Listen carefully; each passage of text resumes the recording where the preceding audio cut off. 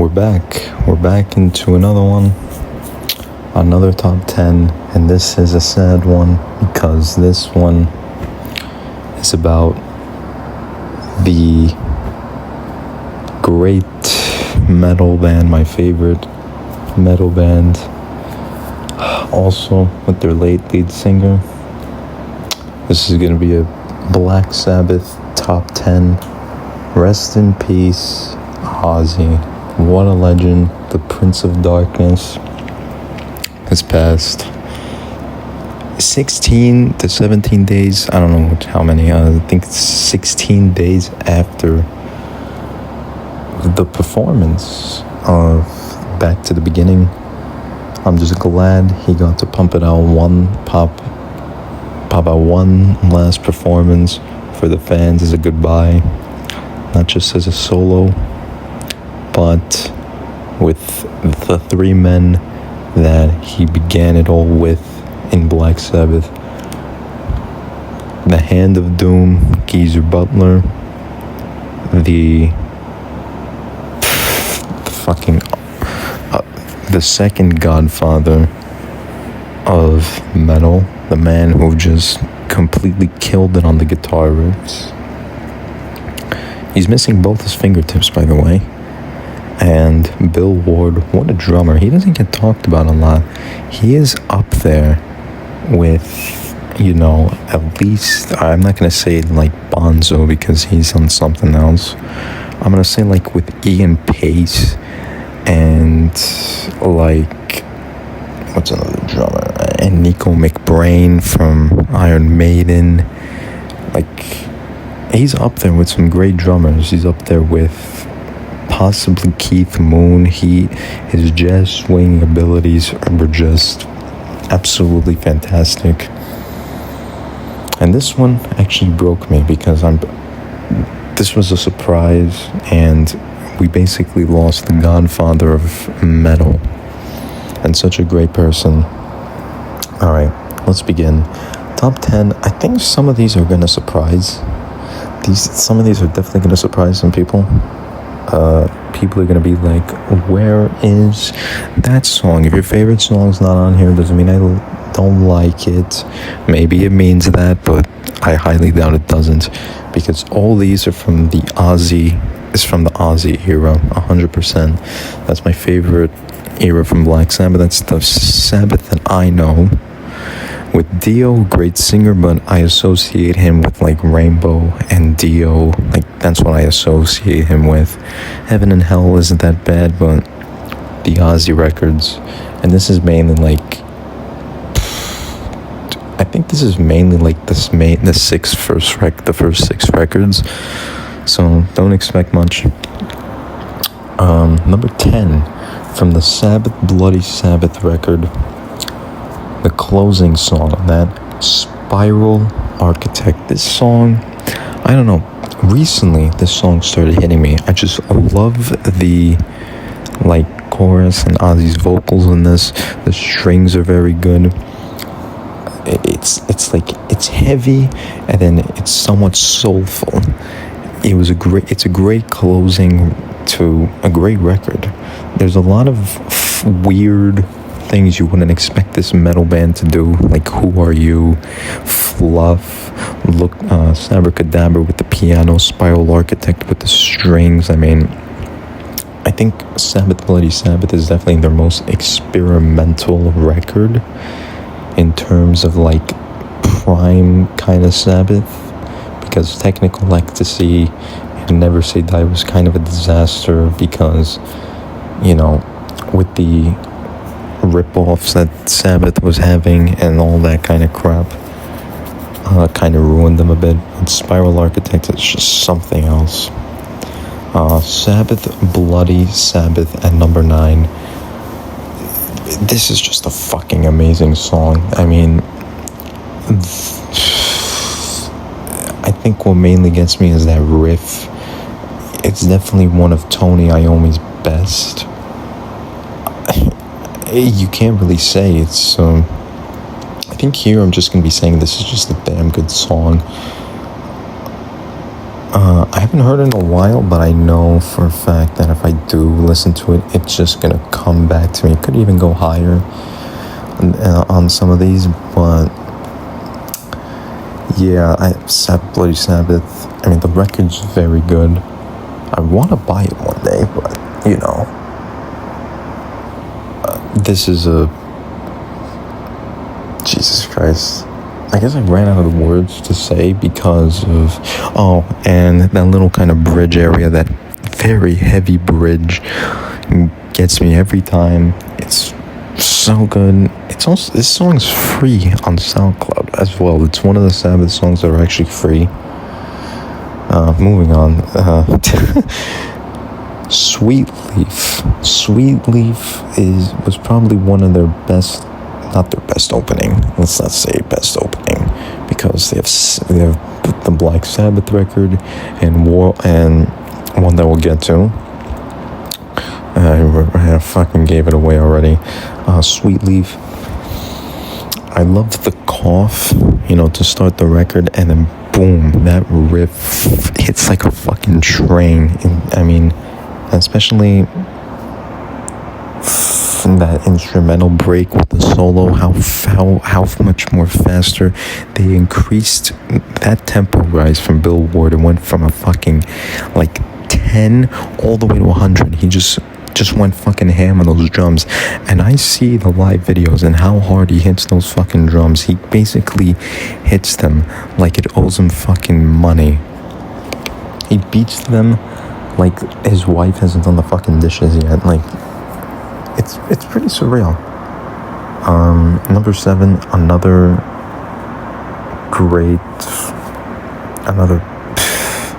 incredible track. This is the closing track to the same record as Sweet Leaf, Master of Reality, Into the Void. This is extremely Doom-esque. I mean, I listened to this last night, and I mean, it's so heavy, it's so Doom. I mean, the solo by Tony Iommi is great. Geezer Butler's bass is very good in this one. And I think it's, in my opinion, it could be the best closing song on any Sabbath record. Definitely better than Spiral Architect. I would put it over Jack Wears Boots, or No Fairies Wear Boots, by a long shot. What else? I'd put it over Under the Sun. I would definitely put it over, what's another closing song? The Writ, I haven't heard in a while. I should listen to that again. Warning, I listened to the Earth Warning, and that was a pretty good thing. That's early Sabbath, as their old name, the Polka Tools Blues Band, as they call themselves. But no, I look at my ranking and I see what is my actual album ranking. I love the first 6 records so much. They're basically equal to me. This band was just too fucking good to just mention. And we're going to do some honorable mentions. I have a couple. I have 9. And that's going to go before I give my number 1. We're up to number 6. This is actually my favorite song on the Master of Reality record. And it's After Forever.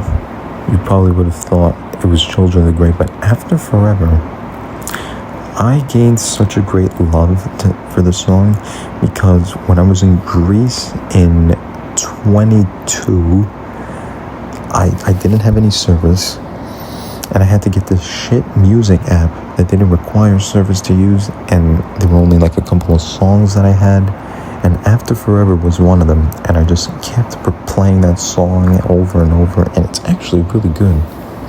The main riff is amazing, and then it leads to the verse, and then the like bridge section is so heavy, and Ozzy's vocals in the first kind of part of the bridge was like low, and then he just increased it up like by a long shot. I should give Lincoln, Ozzy's vocals aren't the de facto aren't the de facto kind of thing in Black Sabbath. To me, his vocals are very good, but I think I like other things in Sabbath. There's definitely a couple here that I really like. There's definitely a couple of vocal performances that I really love by Ozzy, and I hear the Writ is a good one, so I need to re-listen to that track. I've been re-listening to Ozzy records, like Bark at the Moon. Apparently I never listened to, No More Tears or fucking Bark at the Moon. Apparently I never listened to those records. I don't know why I haven't, but finally I have. Bill Ward drumming in After Forever is good, but this song is, I think, a top 3 Bill Ward kind of, what did we say, drum performance. This fucking song is very based on the drums. Cornucopia from Volume 4. Here we are. We hit the Volume 4. And I realize I haven't sent any Paranoid songs yet. I own that album on CD. The only Sabbath thing I own. Cornucopia. I just fucking love this song. I don't know. I mean, it's not that long. It's pretty short. The guitar is very good. It's extremely doom. It's a very doom song. I mean, it's an incredible guitar work. The drums are what gets the song like strong. I haven't prepared for this. I'm just shitboarding this. I am not prepared at all. So fuck it. This is what you get. I said I'd do a couple of top 10s. This is what I meant. All right. Number 5, excellent. So number 4, this riff. My goodness gracious, this riff almost gave me a fucking heart attack. By the way, I don't know how the fuck he makes this many good riffs. Super not. This is most likely the most underrated Sabbath song. And it's not even underrated. But still, this is definitely, I would 100% hear. I'm not gonna say that. I was gonna say I would have definitely loved if Sabbath, if Sabbath have done this song live more. This song seemed like such a good live track to play because the guitar is so fucking good. Like that riff, you hear it from a raw point of view live and you're like, what the fuck is all this shit? I mean, the drums sound pretty clean compared to the other songs like Tomorrow's Dream and Cornucopia. Like, it felt a bit different,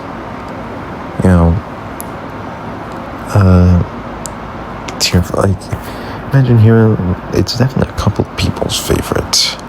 I know Lemmy loved it, Zappa fucking loved it,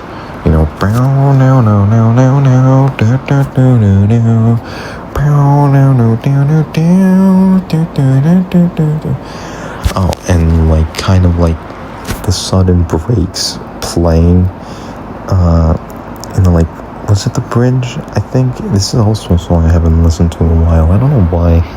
I should have re-listened to a lot of these. Number 3, the top 3 are songs that I absolutely fucking love. From these are probably songs I listen to.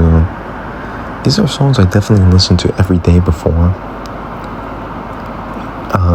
Number 3 is a Paranoid song, Hand of Doom. Geezer Butler's bass. The bass intro, incredible. The guitar in that, so doomy. And this is probably my favorite Ozzy vocal performance. performed amazing in this. I mean, his vocals were scary when he. This song is really good live. Oh, and the swinging jazz drumming that Bill Ward does, it's fucking phenomenal. And this is, I mean, all I have to say about Hand of Doom is a fucking banger. And if you don't like Hand of Doom, I mean, what the fuck are you even doing? How the hell are you gonna call yourself a metal fan? You don't like Hand of Doom. There's a reason why they call Geezer Butler the Hand of Doom. And he wrote the damn song too. Number 2, and then we'll hit some honorable mentions. Symptom of the Universe. This is Black Sabbath's thrash metal song.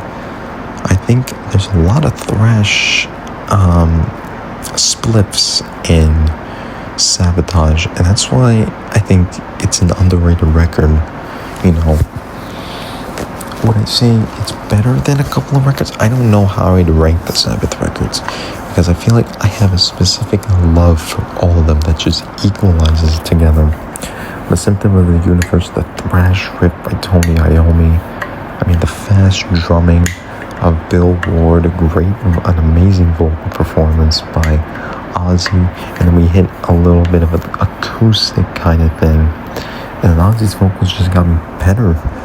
Until then, he had a lot of great vocal performances on Sabotage. That might be his best vocal performance in terms of records for Sabbath.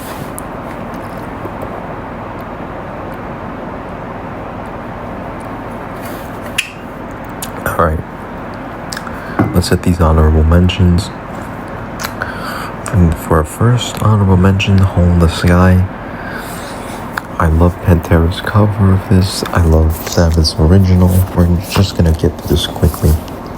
Amazing song, amazing riff. Another great vocal performance by Ozzy, just incredible. Children of the Grave. This is just an even bigger introduction to what Sabbath can really be. Great bass by Geezer. Ozzy didn't really sing much in this, but Children of the Grave is just fantastic. Planet Caravan is a psychedelic side of Sabbath. They always had like one softie on each record. Like we had Planet Caravan, Solitude, Changes, Fluff, you know, those kind of things. A National Acrobat, it's a cool song. I mean, a National Acrobat's just very good. A great beginning riff. It's more kind of like a downbeat kind of thing, but very good. Electric Funeral. I feel like I always get demons in my ears whenever I listen to this song. It's very creepy. It's very heavy. It sounds like a fucking robot. That's what they really wanted it to sound like. Very good guitar work by Tony. Ozzy with his, I don't even know, his voice always gives me demons when I listen to that song. I don't know. Tomorrow's Dream, it's a pretty underrated song. It's short, it's pretty heavy. I just love Tomorrow's Dream, just a fun song to listen to in times. Megalomania, another kind of thrash-esque kind of thing. It's very good. It's very long. There's so many like different variations. You could say they're like different songs. Another amazing fucking performance by Ozzy. I swear this is his best thing. I need to re-listen to the Ritz very badly if the Ritz is best vocal performance, as people say. Wheels of Confusion, a very heavy song. The heaviest on what the fuck's that? Volume 4. I can't believe I forgot what the fucking record was.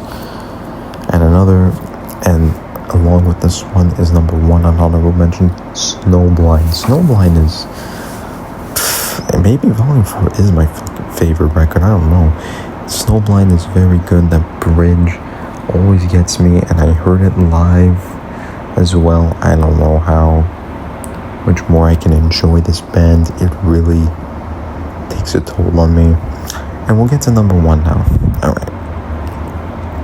This would be better if I actually fucking re-listen to everything, but you know, I just shitpost this. I never fucking hear that train at 2 a.m. Why is it now? Okay. Number 1, probably a lot of people's number 1s. War Pigs. This fucking song, almost 8 minutes long. So fucking heavy. The drums in this are incredible. Geezer Butler's bass is great. Tony Iommi with the fucking guitar tracks. I know they made double guitar tracks. They worked this one the fuck out. I mean, the solo on this is great, and the ending is great. How they just keep repeating the riff. It's the best riff in metal, in my opinion. This riff inspired Metallica. It inspired all the other bands. You know, maybe Maiden, Priest, maybe. I mean, this is the prime heavy metal right here. 1970. How'd they get their influence? My favorite band, the Beatles. Okay. I don't know. This band has so many amazing songs. I can't rank them properly. They have so many good songs. Like, this isn't like the Beatles where I can like rank their songs like that, even though every Beatles song is amazing. This is just as hard as the Beatles ranking.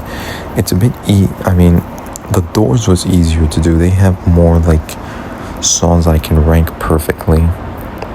You know, I've done Pink Floyd, and that was easy to do. Kiss was easy to do. But fucking Sabbath was very hard to do. Zeppelin was a little easier, but still very hard. I don't know. Fucking Sabbath is just...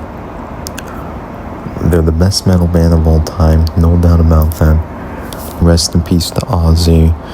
Thank you for everything. His solo records, all the Sabbath records. Glad he was able to go out like a legend. He lived himself a great life and passed surrounded by the people he loved. Incredible career, incredible life. His legacy is gonna be here forever. He's a legend, and he's never gonna be forgotten. That I can tell you that in 30 years from now, Ozzy will still be talked. Fuck 30 years, 100 years from now, Ozzy will still be talked about, because this man, and this band made this genre. Now people are gonna probably be here and say, "Where's Iron Man? Where's Paranoid?" I'm gonna be honest, I love Iron Man, and you know, I just like the other songs more. As for Paranoid, I think I'm just sick of Paranoid at this point. I'm like, I've heard it so many times, because every time I would play, then that means like I'm listening to like the 70s playlist, or I'm listening to the rock playlist, even the metal playlist. Paranoid always comes on randomly, and I'm like, fuck off. Now I'm glad I'm in my record phase, like listening to people's records now. Like, I'm trying to listen to power metal records. I'm listening to Iron Butterfly. I'm listening to Zappa right now. You know, a lot of records that I haven't heard before. Re-listening to some. I could always go back to album reviews, but we'll see on down the road. But I'm very glad I finally got one out here. Sabbath. Next top 10 will probably be Zeppelin or something like that. I don't know. But yeah. Hope you enjoyed this ramble for 25 minutes about one of the greatest bands and things in history. See you.